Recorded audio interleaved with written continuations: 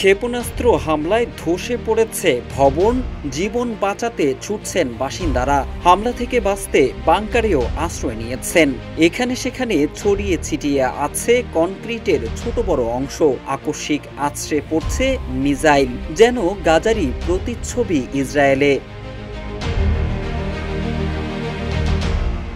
ইরানের উপর্যুপরি মিসাইল হামলায় নাস্তানাবুদ Tel Aviv সহ ইসরায়েলের বিভিন্ন স্থানের বাসিন্দারা। ৩ পারমাণবিক স্থাপনায় যুক্তরাষ্ট্রের হামলার প্রতিক্রিয়ায় এখন যুক্ত হচ্ছে নতুন নতুন মিসাইল হামলা।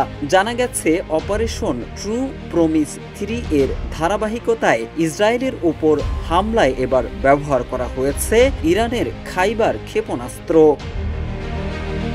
ওয়ালটন আবারও মিলিয়নিয়ার অফারে ওয়ালটন ফ্রিজ কিনে আপনিও হয়ে যেতে পারেন মিলিয়নিয়ার। ইসরায়েলের সঙ্গে সাম্প্রতিক সংঘাতে প্রথমবারের মতো খাইবার ক্ষেপণাস্ত্র ব্যবহারের দাবি করেছে ইরানের বিপ্লবী গার্ড বাহিনী। ইরনার খবরে বলা হয়েছে, মার্কিন যুক্তরাষ্ট্রের ইরানের ফোর্দো, নাতাঞ্জ ও ইস্পাহানের পরমাণু স্থাপনায় হামলা চালানোর দাবি করার কয়েক ঘন্টার মধ্যেই এই হামলা চালিয়েছে ইরান।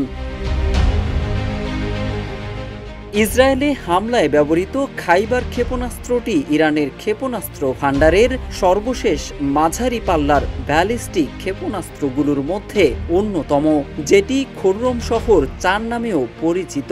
এই মিসাইলটি ইরানে তৈরি খুররম শহর ক্ষেপণাস্ত্র সিরিজের ৪র্থ জেনারেশন। খাইবার উড়ন্ত অবস্থায় নিয়ন্ত্রণযোগ্য তরল জ্বালানি চালিত ক্ষেপণাস্ত্র। এটি ২০০০ কিলোমিটার পাল্লায় ১৫০০ কেজি ওজনের ওয়ারহেড বহনে সক্ষম।